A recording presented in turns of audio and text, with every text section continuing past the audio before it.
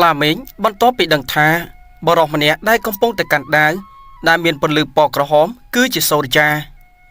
គេក៏ចាប់ផ្ដើមមានអារម្មណ៍ថាផិតភ័យភ្លាមនោះផងដែរខ្លាមេឃក៏ចាប់ផ្ដើមបញ្ជាកូនចៅរបស់ខ្លួនប្រើប្រាស់អាគមចូលទៅប្រយុទ្ធជាមួយនឹងអ្នកកំឡោះម្នាក់នេះរំពេចនោះសូរិយាក៏បាននិយាយទៅកាន់ខ្លាប្រាក់ថាលោកពុកធរពុកថយសិនទៅពួកអស់នេះទុកឲ្យខ្ញុំជាអ្នកចាត់ការបន្តិចក្រោយមកខ្លាប្រាក់ក៏បានដើរថយក្រោយចំណែកឯកូនចៅរបស់ខ្លាមេឃនោះក៏ចាប់ផ្ដើមសូត្រសាប់និមន្តអាគមស្បែកគង់របស់ខ្លួនដើម្បីចូលទៅប្រយុទ្ធទប់ទល់ជាមួយនឹងសូរិយាដោយជាពួកយើងបានដឹងហើយថាកូនចៅរបស់ខ្លាមេឃសតតែជាអ្នកចេះមន្តអាគមគាថាខ្លាំងក្លាពូកែកូនចៅជាង50នាក់របស់គេនោះ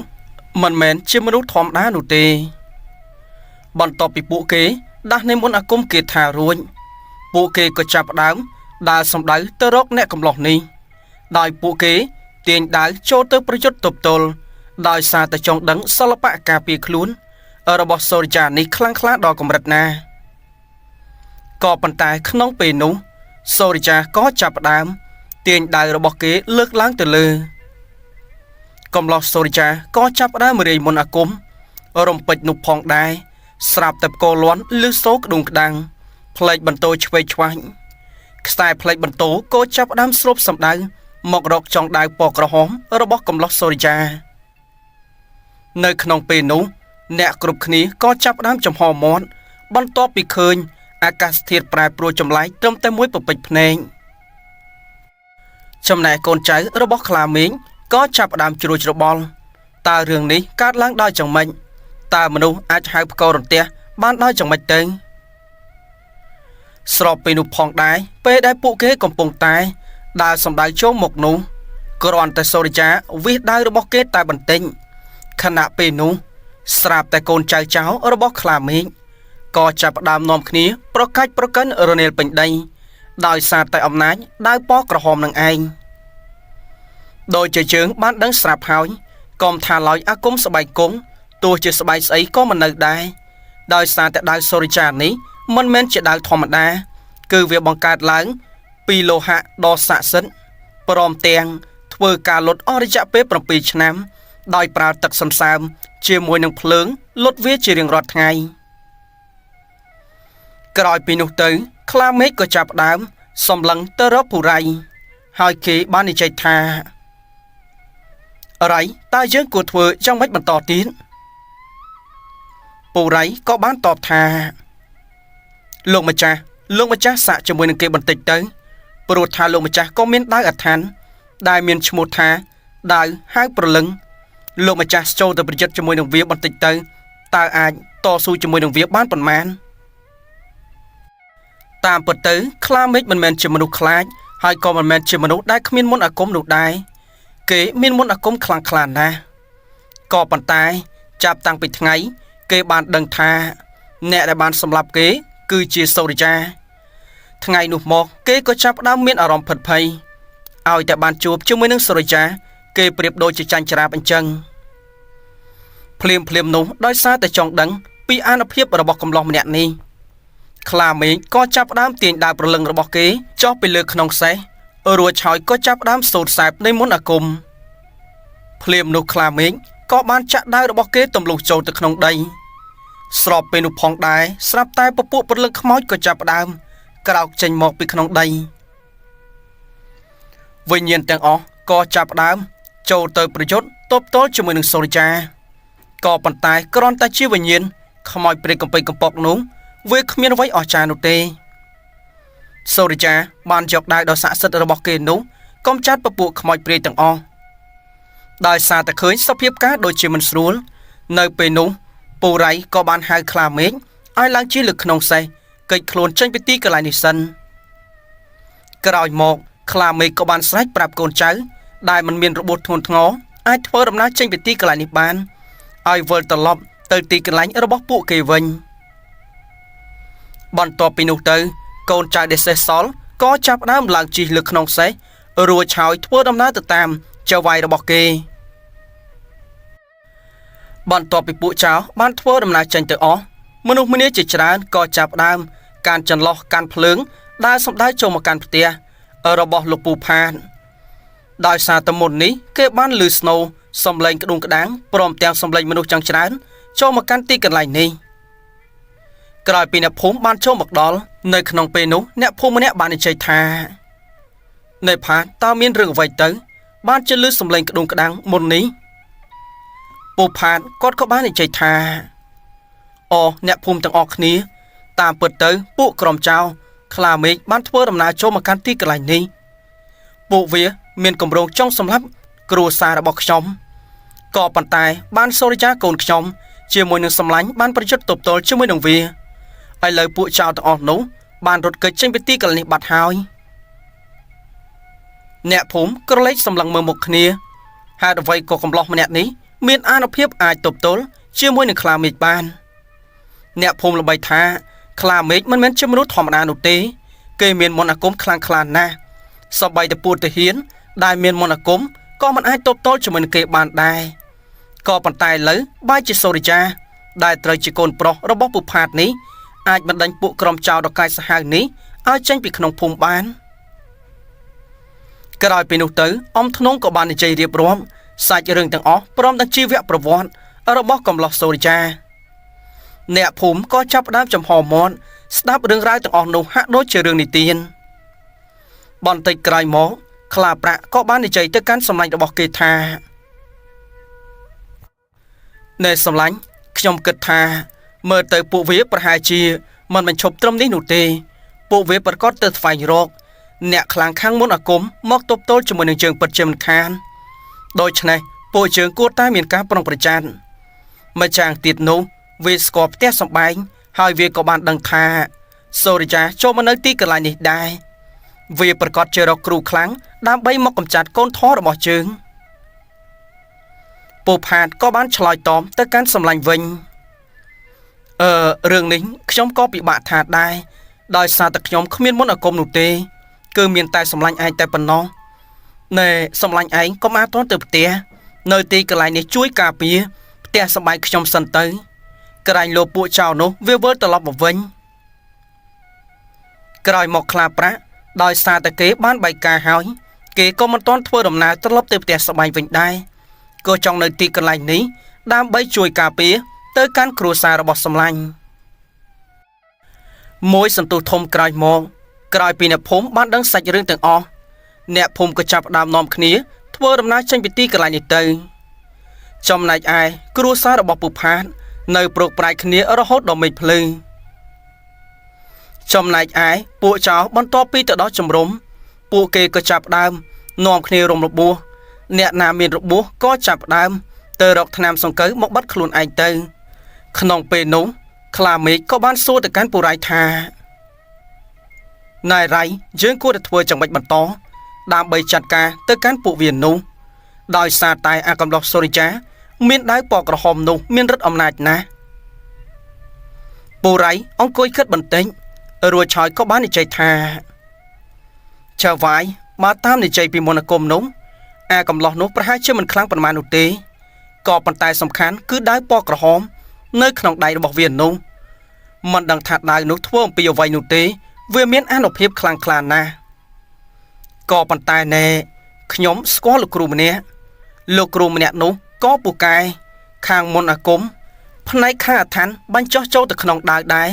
បើសិនជាអញ្ជើញគ្រូនោះមកគ្រូនោះប្រហែលជាមានវិធីសម្រាប់ជួយយើងពិតជាមិនខានក្រោយពីឮសម្ដីរបស់ពូរ៉ៃខ្លាមេឃក៏ចាប់ផ្ដើមសប្បាយចិត្តក្រោយមកគេក៏បាននិយាយថាបើសិនជាអញ្ចឹងឯងឆាប់ទៅហៅគ្រូនោះមកតើផ្ទះគ្រូនៅឆ្ងាយពីទីកន្លែងនេះដែរឬទេពូរ៉ៃក៏បានតបថាបើសិនជាគិតនោះប្រហែលជា2ថ្ងៃធ្វើដំណើរទាំងទៅទាំងមកតែមិនអីទេចៅវាយនៅទីកន្លែងនេះទៅ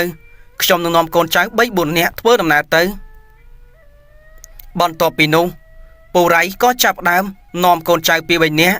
ជិះសេះចេញពីទីកន្លែងនេះសំដៅទៅកាន់ផ្ទះគ្រូភ្នែកក្រហម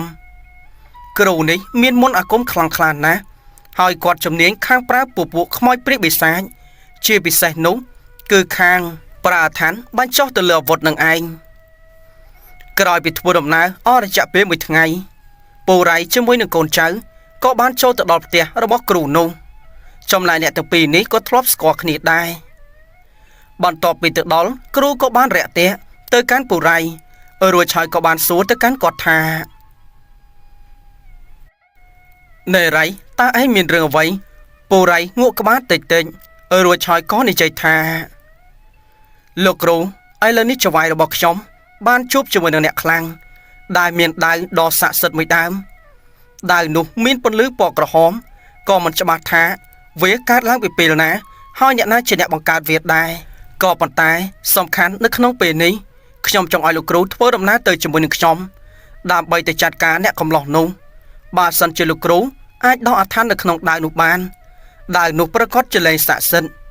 ហើយពូខ្ញុំនឹងអាចប្រយុទ្ធទប់ទល់ជាមួយនឹងអាកំឡោះនោះបានពិតជាមិនខាន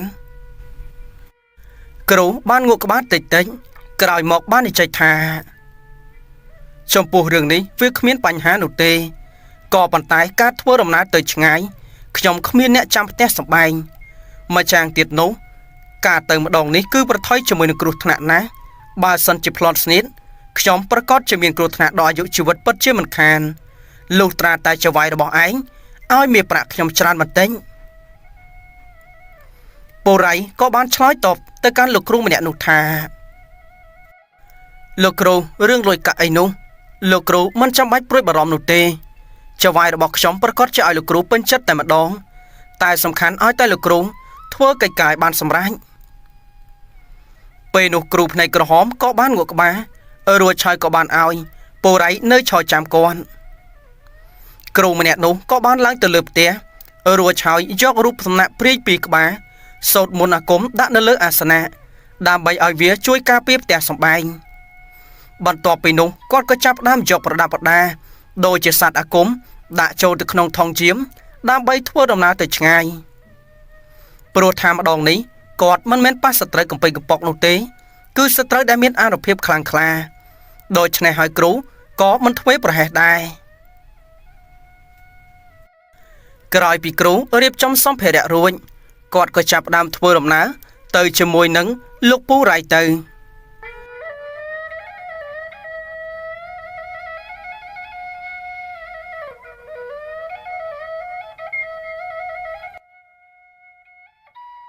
បន្ទាប់ពីអ្នកទាំងអស់គ្នានេះបានចូលទៅដល់ជំរំចៅអ្នកទាំងអស់គ្នាក៏ចាប់ផ្ដើមអង្គុយពិភាក្សាដើម្បីរកវិធីសាស្ត្រចាត់ការទៅកាន់នេះសូរិយាម្យ៉ាងទៀតក៏រកវិធីសាស្ត្របន្សាបដ្ឋាននៅក្នុងដាវនោះផងដែរដោយសារតែដាវនោះមានអានុភាពខ្លាំងពេកពេលនោះខ្លាមេងក៏បានសួរទៅកាន់លោកគ្រូថាលោកគ្រូតើលោកគ្រូធ្លាប់ស្គាល់ដាវដែលមានពន្លឺពណ៌ក្រហមដែរឬអត់លោកគ្រូម្នាក់នោះក៏បានគ្រវីក្បាលហើយគាត់បាននិយាយថាអត់ទេរឿងដាវមានអានុភាពពណ៌ក្រហមនោះខ្ញុំដូចជាមិនធ្លាប់ស្គាល់ឡើយប្រហែលជាវាគឺជាដាវទៅតែនឹងកើតទេមិនដឹងតែពេលនោះខ្លាមេឃក៏បាននិយាយថាលោកគ្រូដាវទៅនឹងកើតចឹងម៉េចដាវនោះមើលទៅដូចជាដាវបុរាណម្យ៉ាងទៀតវាមានអំណាចអធិដ្ឋានខ្លាំងក្លាណាស់ក្រវិសតែបន្តិចកូនចៅរបស់ខ្ញុំបានរនាលពេញតែដីតែម្ដងមើលទៅបើសិនជាអាអ្នកកំឡោះនោះនៅតែប្រើដាវនោះពួកយើងប្រកាសជាមិនអាចទប់ទល់ទៅកាន់វាបាននោះឡើយលោកគ្រូភ្នែកក្រហមបានគិតបន្តិចក្រោយមកគាត់ក៏បានសួរថាណែតើអាអ្នកកំឡោះនោះវាមានសាច់ញាតិនៅឆ្ងាយពីទីកន្លែងនេះដែរឬទេយើងអាចចាប់យកសាច់ញាតិរបស់វារួចឆាយបង្ខំឲ្យវាឲ្យដាវនោះមកជើងទៅរឿងនេះគឺវាចប់ទៅហើយពូរ៉ៃក៏បាននិយាយទៅកាន់លោកគ្រូថាអត់ទេលោកគ្រូវាដូចជាគ្មានសាច់ញាតិនៅឆ្ងាយពីទីកន្លែងនេះនោះទេគឺវាមានតែឪពុកម្ដាយរបស់វានឹងតែគិតបន្តិចពូរ៉ៃគាត់ក៏និយាយថាណែចៅហ្វាយណែក្រាញ់អាប្រាក់វាមានប្រពន្ធមានកូនដែរទៀតតើយើងអាចទៅចាប់កូនស្រីរបស់វាយកមកបង្ខំវាឲ្យអាកំឡោះនោះប្រគល់ដាវមកឲ្យជើងទៅអាកំឡោះនោះក្រែងត្រូវជាកូនធររបស់អាខ្លាប្រាក់អីបើសិនធ្វើដូច្នេះយើងប្រកាសជាបានសម្រេចពិតជាមិនខាននោះទេខ្លាមេឃក៏ចាប់ផ្ដើមសប្បាយចិត្តរឿងមួយនេះប្រកាសជាអាចទៅរួច ទោះបីជាស្រីក្រមុំម្នាក់នោះមិនត្រូវជាអ្វីនឹងសូរិយាក៏ដោយក៏ប៉ុន្តែមើលទៅមនុស្សសូរិយានោះគឺជាមនុស្សដឹងគេដឹងគុណខ្លាំងណាស់បើសិនជាខ្លាប្រាក់បង្ខំគេប្រកាសជាប្រកុលដាវនោះឲ្យមកកាន់ពួកគេនេះពិតជាមិនខានក្រោយមកខ្លាមេឃក៏បាននិយាយថាបើសិនជាអញ្ចឹងរៃឯងទៅចាប់យកកូនស្រីរបស់វាមកទៅជាមួយនឹងគ្រូទៅដោយសារតែគ្រូជំនាញខាបវិញ្ញាណខាបព្រលឹងផងពូរ៉ៃជាមួយនឹងគ្រូក៏ចាប់ដើមយល់ព្រមរួចហើយក៏ចាប់ដើមរៀបចំសម្ភារៈធ្វើដំណើរចេញពីទីកន្លែងនេះដើម្បីទៅចាប់ខ្លួនវិមានដែលត្រូវជាកូនស្រីរបស់ខ្លាប្រាក់នឹងឯងធ្វើដំណើរអស់រយៈពេល2ថ្ងៃទៅដល់ទីកន្លែងនោះនៅក្នុងពេលយប់នៅពេលនោះគ្រូក៏ចាប់ផ្ដើមទៅឈរពីខាងមុខផ្ទះរបស់ស្រីម្នាក់នោះលោកគ្រូភ្នែកក្រហមក៏ចាប់ផ្ដើមសូត្រដាស់នៃមន្តអាគមគាថារួចហើយក៏ចាប់ផ្ដើមបើកក្រឡខ្មៅមួយផ្សែងពណ៌ខ្មៅបានបញ្ចេញមករួចហើយក៏ផ្ដំគ្នាคล้ายទៅជារូបរាងរបស់ព្រាយមួយក្បាលដែលមានសក់កន្ទិញកន្ទ្រើងគ្រូក៏បានបង្គាប់ឲ្យព្រាយចូលទៅក្នុងផ្ទះរួចហើយចូលទៅសន្ធិដ្ឋក្នុងរូបរាងកាយរបស់នាងវិមានរួចហើយនាំរាងកាយរបស់នាងធ្វើដំណើរទៅជាមួយនឹងគាត់បន្ទាប់ពីទទួលសម្ដីរបស់គ្រូនាងក៏ចាប់ផ្ដើមធ្វើដំណើរសម្ដៅចូលទៅក្នុងផ្ទះរបស់វិមានក៏ប៉ុន្តែគ្រាន់តែចូលទៅដល់ភ្លាមស្រាប់តែព្រះភូមិព្រមទាំងជំនាញផ្ទះក៏ចាប់ផ្ដើមបង្ហាញខ្លួនរំពេចនោះព្រះភូមិក៏ចាប់ផ្ដើមប្រើអានុភាពរបស់ខ្លួនធ្វើឲ្យនាងព្រាយនោះប៉ាំងចេញក្រោយផ្ទះនាងព្រាយក៏ក្តៅដោយសារតែវេទមន្តរបស់ព្រះភូមិរក្សាទឹករក្សាដីនៅទីកន្លែងនេះផងដែររំពេចនោះនាងព្រាយក៏បាននិយាយទៅកាន់គ្រូឲ្យគ្រូជួយទៅកំចាត់ទៅកាន់ពួកព្រះភូមិនិងជំនាញផ្ទះផងបើមិនអញ្ចឹងនាងមិនអាចចូលទៅក្នុងផ្ទះរបស់ស្រីម្នាក់នោះបានទេក្រោយពីនោះទៅគ្រូភ្នែកក្រហមក៏ចាប់ផ្ដើមធ្វើដំណើរចូលទៅក្នុងផ្ទះរំពេចនោះក៏ចាប់ផ្ដើមប្រើអាគមរបស់ខ្លួនគ្រូភ្នែកក្រហមក៏បានយកខ្សែចំណងកថា2សូត្រផ្លុំរួចហើយគប់សម្ដៅទៅកាន់ជំនាញផ្ទះព្រមទាំងព្រះភូមិរួចហើយវាក៏បានប្រែក្លាយទៅជាចំណងរឹតចងទៅលើខ្លួនពួកអស់នោះទោះបីជាវាមានអានុភាពខ្លាំងប៉ុណ្ណាក៏ដោយក៏មិនអាចឈ្នះលោកគ្រូភ្នែកក្រហមនេះដែរដោយជាជើងបានដឹងស្រាប់ហើយថាពពួកជំនាញផ្ទះឬក៏ព្រះភូមិនេះអាចចាត់ការទៅកាន់ពពួកខ្មោចព្រាយកំពៃកំពកតែប៉ុណ្ណោះក៏ប៉ុន្តែគ្រូនេះមិនមែនជាព្រាយនោះទេគាត់គឺជាគ្រូដែលមានមន្តអាគមខ្លាំងក្លាស្របពេលនោះផងដែរស្រាប់តែនាងព្រាយក៏ចាប់ផ្ដើមចូលទៅក្នុងផ្ទះរបស់មីងសយស្របពេលនោះគេក៏បានចូលទៅសន្ធិដ្ឋក្នុងរូបរាងរបស់វិមានបន្តិចក្រោយមកវិមានក៏ចាប់ផ្ដើមក្រោកពីដំណេករួចហើយដើរថ្មឹងចុះមកពីលើផ្ទះក្រោយពីព្រាយបានសន្ធិដ្ឋទៅក្នុងខ្លួនរបស់វិមានរួចនាងក៏ចាប់ផ្ដើមនាំវិមានធ្វើដំណើរទៅជាមួយនឹងគ្រូទៅមួយសន្ទុះធំក្រោយមកទើបចំណងមន្តអាគមដែលគ្រូភ្នែកក្រហមរត់ចងទៅកាន់ព្រះភូមិព្រមទាំងជំនាញផ្ទះនោះបានរួចរលេខបាត់ចេញពីទីកន្លែងនោះលុះវេលាព្រឹកឡើងមីងសយមិនបានឃើញកូនស្រីគាត់ក៏ចាប់ផ្ដើមលេះឡាសដើររកកូនស្រីគ្រប់ទីកន្លែងមិនត្រឹមតែប៉ុណ្ណោះទេគាត់ក៏បានទៅសួរអ្នកភូមិព្រមទាំងទៅសួរដល់ផ្ទះពូហុកផងដែរក៏ប៉ុន្តែគ្មានអ្នកណាបានដឹងថាវិមាននាងធ្វើដំណើរចេញពីផ្ទះទៅទីកន្លែងណានោះឡើយទៅសួរឲ្យអ្នកភូមិសំបីតែមីងសយដេកនៅក្នុងផ្ទះជាមួយនឹងកូនស្រីនេះមិនបានដឹងថាកូនស្រីរបស់គាត់ធ្វើដំណើរទៅណាផងចុះអ្នកភូមិត្រឹមតែជាអ្នកចិត្តខាងធ្វើមិនដេចនឹងពួកគេដឹងទៅអ្នកមីងរត់ចុះរត់ឡើងគាត់ឆ្លេឆ្លាដោយសារតែព្រួយបារម្ភពីសុវត្ថិភាពកូនស្រីរបស់គាត់ក្រោយមកគាត់ក៏ចាប់ផ្ដើមអុជធូបបួងសួងបន់ស្រន់ទៅកាន់ម្ចាស់ទឹកម្ចាស់ដីឲ្យបីបាច់ថែរក្សាកូនស្រីរបស់គាត់ក្រែងលោមានពពួកអមនុស្សគេចូលមកក្នុងផ្ទះនាំនាងទៅទីកន្លែងណាស្របពេលដែលអ្នកមីងកំពុងតែអុជធូបបួងសួងនោះជំនាញផ្ទះក៏បានបន្លឺសំឡេងប្រាប់គាត់ផងដែរថាមានគ្រូម្នាក់ចូលមកកាន់ទីកន្លែងនេះប្រើឲ្យព្រាយចូលសន្ធិដ្ឋខ្លួនរួចឆាយនាំនាងចេញពីទីកន្លែងនេះបាត់ហើយ អ្នកមីងសយបន្ទាប់ពីដឹងរឿងនេះគាត់ក៏ចាប់ផ្ដើមស្រែកទ្រហោជុំព្រោះថាពួកគ្រូធ្មប់មិនដែលចុកមនុស្សទៅធ្វើអំពើល្អនោះទេមីងគាត់ក៏បានសួរទៅកាន់ជំនាងផ្ទះវិញក៏ប៉ុន្តែសំឡេងនោះក៏មិនបានឆ្លើយតបជាមួយនឹងគាត់វិញដែរអ្នកមីងសយបានត្រឹមតែអង្គុយស្រងេះស្រងោចតែម្នាក់ឯងតែប៉ុណ្ណោះកាត់សេចក្តីបន្ទាប់ពីពួកអ្នកទាំងអស់គ្នាបាននាំវិមានចូលទៅដល់ជំរំរបស់ចៅខ្លាមេឃក៏បានដើរសម្ដៅចូលទៅរួចហើយក៏បាននិយាយថានេះមែនទេដែលជាកូនលួចលាក់របស់អាខ្លាប្រាក់អីចានាងនេះស្អាតទេតើណែនាងនៅទីកន្លែងនេះឲ្យបានស្រួលបួលកុំចង់រត់ចេញពីទីកន្លែងនេះសោះបើសិនជានាងរត់ពេលដែលយើងចាប់បានយើងប្រកាសជាធ្វើបាបទៅកាន់នាងពិតជាមិនខាននោះទេណែពួកឯងយកវាទៅឃុំនៅក្នុងបន្ទប់ដែលពុករបស់វាធ្លាប់រស់នៅទៅកូនចៅទាំងអស់គ្នាក៏ចាប់ផ្ដើមចាប់វិមានយកទៅឃុំនៅក្នុងបន្ទប់របស់ខ្លាប្រាក់ធ្លាប់តែសម្រាបន្ទាប់ពីនោះទៅខ្លាមេឃក៏បានទៅនិយាយពិភាក្សាជាមួយនឹងពួកគ្រូណែលោកគ្រូឥឡូវពួកយើងនាំនាងចូលមកដល់ទីកន្លែងនេះហើយតើយើងគួរធ្វើយ៉ាងម៉េចបន្តទៅគ្រូភ្នែកក្រហមក៏បាននិយាយថាខ្លាមេឃឥឡូវនេះឯងប្រាប់ទៅកាន់កូនចៅឲ្យគេធ្វើដំណើរសម្ដៅទៅកាន់ផ្ទះរបស់អាកំឡោះនោះទៅរួចហើយប្រាប់ទៅកាន់គេបើសិនជាចង់បាននាងនេះវិលត្រឡប់ទៅវិញត្រូវតែយកដៅដែលមានពន្លឺពណ៌ក្រហមនោះយកមកដោះដូរបើសិនជាពួកគេមិនមកនៅក្នុងជប់នេះនាងនេះប្រកាសជាស្លាប់ក្រោយពីនោះទៅក៏ចាប់ដើមផ្ដល់ដំណឹងឲ្យទៅកាន់គ្រួសាររបស់នីសូរិយាដោយឲ្យបរិសម្នាក់ទៅឈរពីខាងមុខផ្ទះ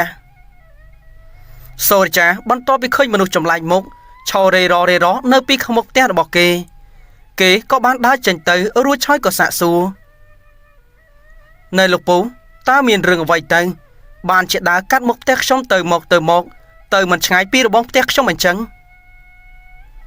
កូនចៅក៏បាននិយាយថាណែយើងមានរឿងមួយចង់ប្រាប់ឯងទៅប្រាប់ដល់ខ្លាប្រាក់ផងកូនស្រីរបស់វាឈ្មោះថាវិមាននោះត្រូវពួកយើងចាប់យកមកទុកនៅក្នុងជំរំហើយបើសិនជាវាចង់បានកូនស្រីវាមកវិញនោះឲ្យឯងយកដៅពណ៌ក្រហមនោះទៅដោះដូរយកកូនស្រីរបស់វាទៅបើសិនជាមិនធ្វើដោយតាមសម្ដីយើងប្រាប់នោះទេនាងស្រីរំលងជប់នេះទៅនាងប្រកាសជាស្លាប់ពិតជាមិនខាន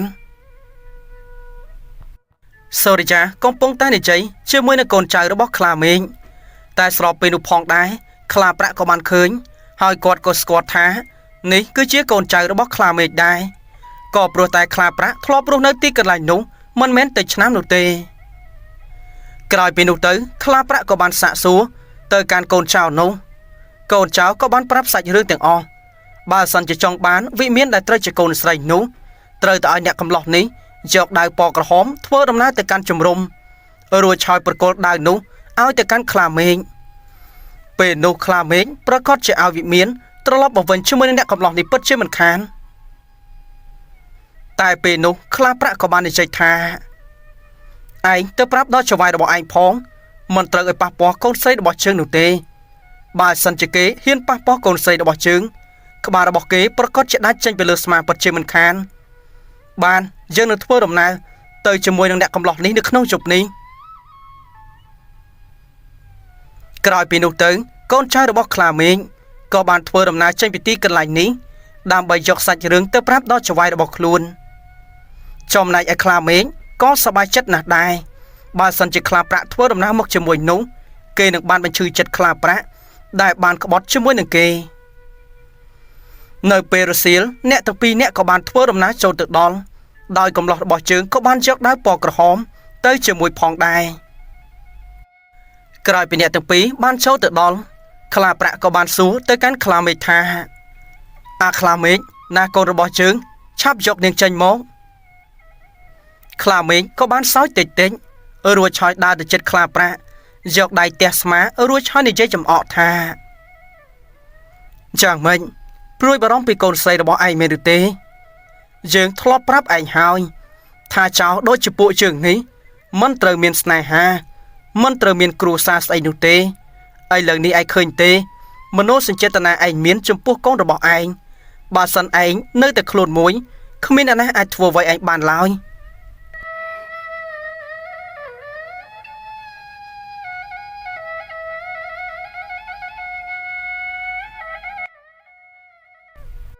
ខ្លាប្រាក់ក៏បាននិយាយថាយើងគឺជាមនុស្សយើងត្រូវតែមានមនោសញ្ចេតនាមិនមែនជាសត្វដេរឆានដូចជាពួកឯងនោះទេពួកឯងនេះគ្មានស្គាល់គុណស្គាល់ទោសស្គាល់បន់ស្គាល់បាបអ្វីនោះឡើយឲ្យលឿនឡើងឆាប់នាំកូនស្រីរបស់ជើងមកក្រោយពីនោះទៅខ្លាមេឃក៏ចាប់ដើមឲ្យកូនចៅរបស់ខ្លួននាំវិមានចេញទៅវិមានគ្រាន់តែបានឃើញឪពុកនិងបានឃើញកំឡោះសូរិយានាងក៏ចាប់ដើមស្រែកទ្រហោជុំភ្លាមនោះខ្លាប្រាក់ក៏បាននិយាយថាមិនអីទេកូនពុកមកទីកន្លែងនេះគឺមកជួយឯងកុំព្រួយបារម្ភអីរំពេចនោះនាយសូរិយាក៏ចាប់ដើមយកដាវពណ៌ក្រហមរបស់គេរួចហើយយកទៅដាក់នៅលើថ្មហើយគេបាននិយាយថានេះដាវនៅត្រង់នេះឯងឆាប់ប្រគល់មនុស្សមកឲ្យលឿនឡើងក្រោយពីនោះខ្លាមេឃក៏បានឲ្យកូនចៅរបស់ខ្លួនយកវិមានទៅប្រគល់ឲ្យខ្លាប្រាក់ភ្លាមនោះនាយសូរិយាក៏បាននិយាយទៅកាន់ខ្លាប្រាក់ថាលោកពូឆាប់នាំកូនស្រីធ្វើដំណើរចេញពីទីកន្លែងនេះទៅឲ្យលឿនឡើងតែខ្លាប្រាក់ចិត្តមិនដាច់រត់ចោលអ្នកកំឡោះនេះនោះទេណាមួយដោយសារតែត្រូវជាកូនធွာផងដែរនៅពេលនោះគេបាននិយាយថាអត់ទេសូរិយាជើងមិនទៅចោលឯងនោះទេជើងធ្វើដំណើរចេញពីទីកន្លែងនេះទាំងអស់គ្នាទៅសូរិយាបានញញឹមតិចរួចឆាននិយាយថាលោកពុកធွာបើសិនជាលោកពុកនៅទីកន្លែងនេះប្រកាសជាស្លាប់ទាំងអស់គ្នាពិតជាមិនខានលោកពុកនាំវិមានធ្វើដំណើរចេញពីទីកន្លែងនេះសិនទៅខ្ញុំនឹងនៅទប់ទល់ជាមួយនឹងគេដោយសារតែគ្មានជំរើសខ្លាប្រាក់ក៏ចាប់ដើមនាំកូនស្រីរបស់ខ្លួនឡើងជិះលើក្នុងសេះរួចហើយក៏ចេញពីទីកន្លែងនេះគ្រប់គ្នាក៏ចង់បំរុងទៅតាមដែរក៏ប៉ុន្តែសូរិយាក៏ចាប់ដើមបើកការប្រយុទ្ធជាមួយនឹងពួកគេនោះគ្រាន់តែសូរិយាប្រយុទ្ធភ្លាមស្រាប់តែដាវនោះចាប់ដើមរង្គើពេលនោះពូរ៉ៃក៏បានស្រែកប្រាប់ទៅកាន់គ្រូភ្នែកក្រហមលោកគ្រូម្នាក់នោះក៏បានស្ទុះចូលទៅចិត្តដាវរួចហើយក៏ចាប់ដើមសូត្រមន្តអាគមសង្កត់កុំឲ្យអដ្ឋាននោះវារើបំរាស់បើសិនជាអដ្ឋាននោះបញ្ជាទៅលើដាវបានដាវនោះប្រកាសជាហោះទៅរកម្ចាស់វាវិញពិតជាមិនខានក៏ព្រោះតែនៅក្នុងថ្ងៃដែលលុតដាវបានបញ្ចប់រយៈពេល7ឆ្នាំព្រះពើស្នូកាក៏បានប្រើអដ្ឋានភ្ជាប់ជាមួយនឹងអ្នកកំឡោះម្នាក់នេះទៅហើយខ្លាមេឃគេក៏ចាប់ដើមយកដាវវិញ្ញាណរបស់គេនោះយកទៅសូត្រអាគមចាក់ទម្លុះចូលទៅក្នុងដីពពួកវិញ្ញាណនិងព្រលឹងខ្មោចផ្សេងទៀតក៏ចាប់ដើមកើតឡើងជាពិសេសនោះគឺជាពពួកអសូរកាយដែលមានឫទ្ធិអំណាចភ្លាមនោះលោកគ្រូភ្នែកក្រហមដោយសារតែពេញចិត្តជាមួយនឹងដាវនោះមានគោលបំណងចង់លួចដាវនោះរត់ចេញពីទីកន្លែងនេះក៏ប៉ុន្តែនៅក្នុងពេលនោះស្រាប់តែលើកដាវមិនរួចតតែសោះទោះបីជាប្រើមន្តអាគមប្រើអដ្ឋានប៉ុណ្ណាក៏លើកដាវនេះមិនរួចដែរដោយសារតែលើកដាវរត់ចេញពីទីកន្លែងនេះមិនបានគ្រូនោះក៏បានអង្គុយធ្វើហាក់ដូចជាគ្មានរឿងអ្វីកើតឡើងភ្លាមនោះខ្លាមេឃក៏ចាប់ដើមដើរសំដៅទៅរកដាវនោះដើម្បីលើកដាវយកទៅប្រយុទ្ធជាមួយនឹងសូរិយាក៏ប៉ុន្តែទោះបីជាគេព្យាយាមលើកដាវនោះប៉ុណ្ណាក៏លើកមិនរួចដែរអ្នកទាំង3នាក់រួមគ្នាលើកដាវនោះ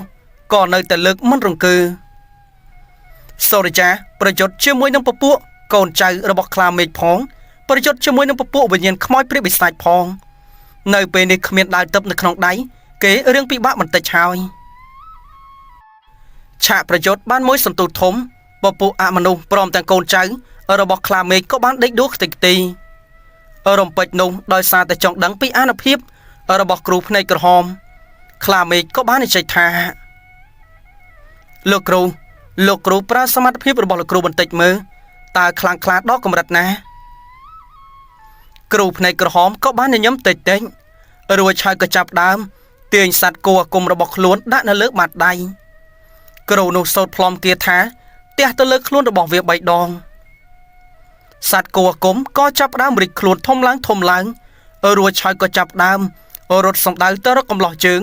ហាក់ដូចជាស្រែកឃ្លានក្នុងការប្រជញ្ញអ្នកកំឡោះគ្មានអាវុធស័ក្តិសិទ្ធិនៅក្នុងដៃគេក៏បានព្យាយាមកិច្ចចេញពីស្នែងគោដែលលោកគ្រូបានប្រើទៅបន្តិចក្រោយមកកំឡោះសូរិយាក៏បានទាញកំបត្តិអាគមរួចឆោយសូត្រផ្លុំនិមន្តអាគមគាថារបស់ខ្លួនគប់សំដៅទៅរកក្បាលសត្វគោនោះផ្លែកំបត្តិក៏បានធ្លុះចូលទៅក្នុងក្បាលរបស់សត្វអាគមចំណែកឯអាគមដែលបានបញ្ចុះក៏ត្រូវសាបវិនិច្ឆ័យផងដែរសត្វគោពណ៌ខ្មៅក៏បានផ្ទុះខ្ទេចคล้ายទៅជាកំទេចកំទីដីឥដ្ឋនៅទីកន្លែងនោះភ្លាមគ្រូភ្នែកក្រហមក៏ចាប់ផ្ដើមស្ទុះឡើងទាំងមានអារម្មណ៍ភិតភ័យសត្វគោបាលនេះនៅជាមួយនឹងគាត់អស់រយៈពេលជាច្រើនឆ្នាំមកហើយវាគឺជាសត្វដែលមានឫទ្ធិអំណាចក៏ប៉ុន្តែមនុស្សស្មានថាមកចាញ់ក្រំដៃអាកំឡោះនេះតតែសោះខ្លាមេងក៏ចាប់ផ្ដើមទាញដាវរបស់ខ្លួនចូលទៅប្រយុទ្ធដោយសារតែចង់ដឹងពីសមត្ថភាពនៃសិល្បៈការពារខ្លួនសូរិយាក៏បានទៅរើសដាវចេញពីក្នុងដៃរបស់កូនចៅម្នាក់រួចហើយក៏បានបើកការប្រយុទ្ធជាមួយនឹងខ្លាមេងប្រយុទ្ធសឹងតែនឹងដាច់ខ្យល់ក៏នៅតែមិនអាចយកឈ្នះទៅកាន់អ្នកកំឡោះនេះបានឥឡូវពេលនេះទោះបីជាអ្នកកំឡោះគ្មានដាវពណ៌ក្រហមនៅក្នុងដៃក៏ពួកគេមិនអាចធ្វើអ្វីទៅកាន់សូរិយាបានដែរភ្លាមនោះពូរ៉ៃក៏បាននិយាយឡើងថាពួកយើងមានតែរួមគ្នានោះទេទើបអាចចាត់ការទៅលើវាបានបន្ទាប់ពីនោះទៅអ្នកទាំង3នាក់ក៏ចាប់ដើមប្រើអាគមរួមគ្នាដោយគ្រូភ្នែកក្រហមក៏បានប្រើផ្សែងខ្មៅក្របដណ្ដប់ទៅកាន់កំឡោះសូរិយាចំណែកឯខ្លាមេឃក៏បានប្រើអាគមសំណាញ់សីមារបស់គេសង្កត់ទៅកាន់អ្នកកំឡោះម្នាក់នេះចំណែកឯពូរ៉ៃវិញក៏ចាប់ដើមយកខ្សែថាសូត្រមន្តអាគមនៃចំណងឲ្យរត់ចងទៅកាន់អ្នកកំឡោះផងដែរ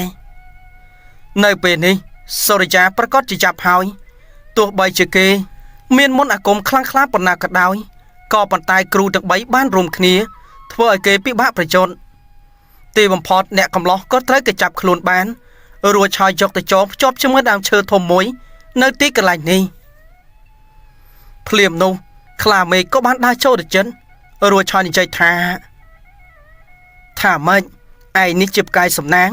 កើតមកសម្លាប់ជើងក៏ប៉ុន្តែពេលនេះគួរឲ្យស្ដាយឯងមិនទាន់បានសម្លាប់ជើងផងក៏ដល់វេនដែលជើងត្រូវសម្លាប់ឯងវិញហើយតែសូរិយាក៏បានញញឹមរួចហើយគេនិយាយថាទោះបីជាជើងមិនអាចសម្លាប់ឯងបានមែនក៏ប៉ុន្តែមនុស្សអាក្រក់ដូចជាឯងនេះប្រហែលជារស់មិនបានជូរនោះទេធម្មតាអ្នកធ្វើអំពើអាក្រក់វាគង់តែទទួលបានផលបាបដែលខ្លួនបានធ្វើទៅវិញសម្ដីរបស់កំឡោះបានធ្វើឲ្យខ្លាមេឃខឹងខ្លាំងណាស់គេក៏បានចុកដាវរបស់គេកាប់ទៅលើខ្លួនរបស់សូរិយា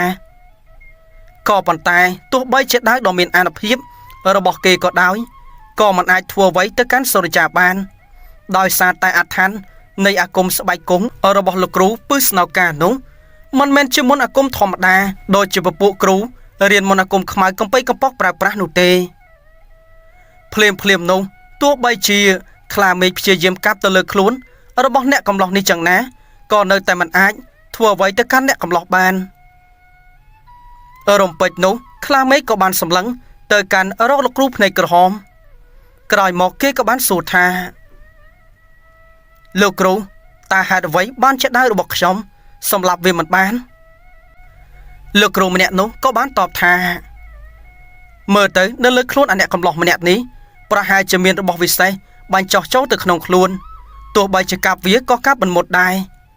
ដូច្នេះមានតែប្រើកំបិតភ្លុកដំរីតែប៉ុណ្ណោះក្រោយពីនោះគ្រូក៏ចាប់ដើមទាញកំបិតភ្លុកដំរីដែលខ្លួនបានចាស់អក្ខរគាថារួចហើយក៏បានហុចឲ្យទៅកាន់ខ្លាមេឃក៏សប្បាយចិត្តរួចហើយក៏បានដោះអាវអ្នកកំឡោះនោះយកកំបិតភ្លុកដំរីយកទៅឆូតឲ្យមានស្នាមពាសពេញដើមទ្រូងរបស់កំឡោះរបស់ជើងសូរិយានៅតែញញឹមរួចហើយបាននិយាយថាបើសិនជាឯងខ្លាំងឯងសម្លាប់ជើងទៅមិនចាំបាច់យកយើងមកប្រមាថដូច្នេះនោះទេខ្លាមេឃបំរុងនឹងប្រើកំបិតនោះបាញ់ចប់ជីវិតអ្នកកំឡោះសូរិយាទៅហើយក៏ប៉ុន្តែស្រាប់តែលឺស្នូកំភ្លើងបាញ់សម្ដៅចូលទៅនោះគឺជាកំភ្លើងដែលបានបាញ់ដោយពូប្រាក់នឹងឯង ខ្លាប្រាក់ក៏ចាប់ដើមដើរចូលទៅដល់រួចហើយនិយាយថាពួកឯងទោះបីជាយើងស្លាប់ក៏យើងមិនទុកឲ្យពួកឯងនេះធ្វើអ្វីតាមតែអំពើចិត្តដែរកូនប្រុសពុកត្រឡប់មកវិញហើយសូរិយាក៏បានសួរទៅកាន់ខ្លាប្រាក់ថាលោកពុកធေါ်ក្រែងខ្ញុំឲ្យលោកពុកនាំវិមានធ្វើដំណើរចេញពីទីកន្លែងនេះហេតុអ្វីក៏លោកពុកវិលត្រឡប់មកវិញដូច្នេះតែខ្លាប្រាក់បានឆ្លើយតបថាមិនអីទេវិមានត្រូវអ្នកភូមិគេមកយកទៅផ្ទះហើយនេះឪពុករបស់ឯងបាននាំអ្នកភូមិធ្វើដំណើរចូលមកកាន់ទីកន្លែងនេះឥឡូវពួកគេកំពុងតែធ្វើដំណើរមកតាមក្រោយឯណោះថ្ងៃនេះត្រូវតែកំទេចពួកអាក្រមចោរនេះឲ្យខ្ទេចខ្ទីឲ្យវិនិច្ឆ័យចេញពិភពផែនដីក៏ប៉ុន្តែខ្លាមេឃនិងគ្នារបស់គេបាយជាឈោសោចពួកគេអស់សំណោចខ្លាំងណាស់ត្រឹមតែខ្លាប្រាក់ម្នាក់ប្រហែលជាមិនអាចធ្វើអ្វីគេបាននោះទេម្យ៉ាងទៀតអាគមមួយចំនួនដែលខ្លាប្រាក់បានចេះនេះគឺសត្វតែចេះចេញមកពីខ្លាមេឃតែប៉ុណ្ណោះរំពេចនោះអ្នកទាំង3ក៏ចាប់ផ្ដើមប្រើអាគមរបស់ខ្លួនដើម្បីប្រយុទ្ធទប់ទល់ជាមួយនឹងខ្លាប្រាក់សម្បីតែសូរិយាមិនអាចប្រយុទ្ធទប់ទល់ឈ្នះអ្នកទាំង3នេះផងតើខ្លាប្រាក់ធ្វើមិនដេចនឹងមានសមត្ថភាពទប់ទល់ជាមួយនឹងគេទាំង3អ្នកនេះបានទៅនៅក្នុងពេលនោះអ្នកទាំង3ក៏ចាប់ផ្ដើមប្រើអាគមដូចមុនរួចហើយក៏ចាប់បានខ្លួន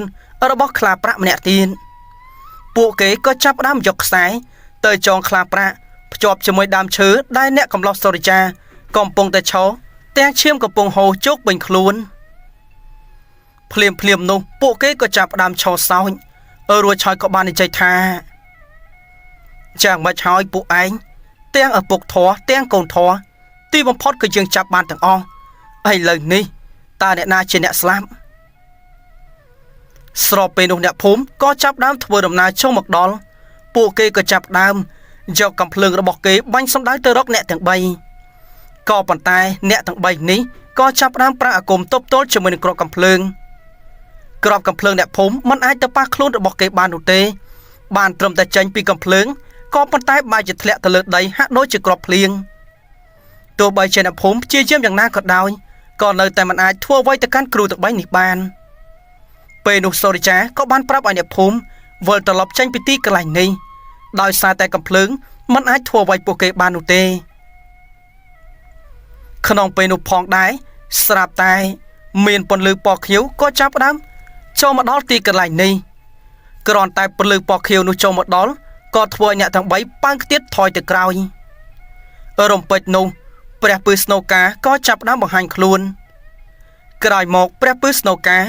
ក៏បានទៅលើកដៃពណ៌ក្រហមនោះរួចហើយចង្អុលទៅកាន់ខ្លាមេឃក៏ប៉ុន្តែខ្លាមេឃព្រមទាំងលោកគ្រូភ្នែកក្រហមអីនោះមិនស្គាល់ព្រះពឺស្នូកានោះទេ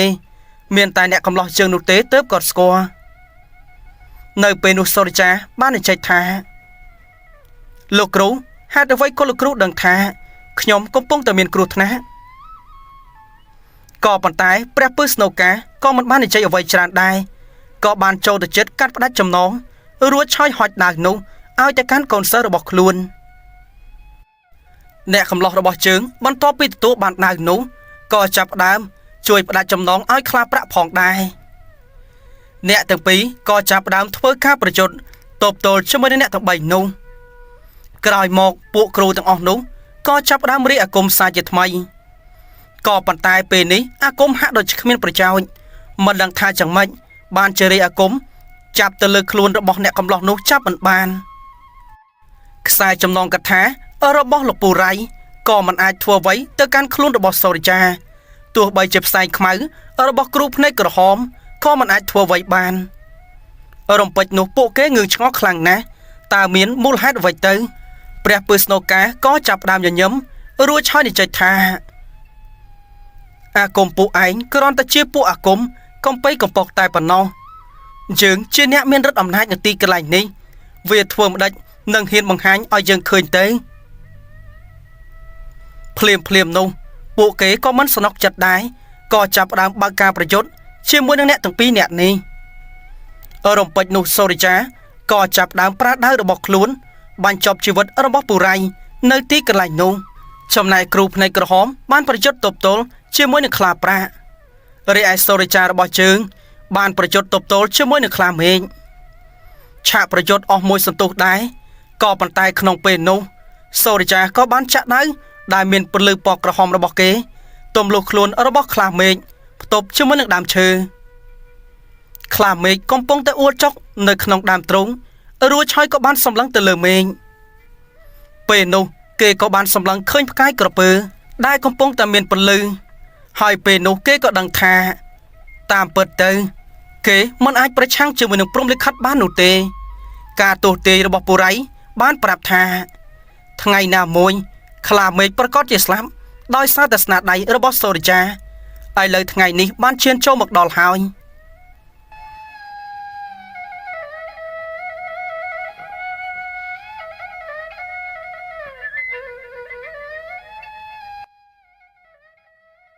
មិនបានប៉ុន្មានខ្លាមេឃក៏បានដាច់ខ្យល់ស្លាប់នៅទីកន្លែងនោះចំណែកឯកំឡោះក៏បានទាញដាវចូលទៅប្រយុទ្ធជាមួយនឹងគ្រូភ្នែកក្រហមដើម្បីជួយទៅកាន់ឪពុកធរ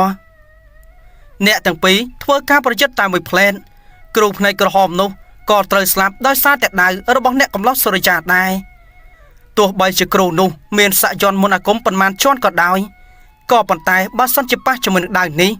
មិនអាចទ្រាំទ្រង់ជាមួយនឹងផ្លែដាវនេះបានឡើយអ្នកភូមិគ្រប់គ្នាដែលបានជិះសេះចុះមកដល់ទីកន្លែងនេះ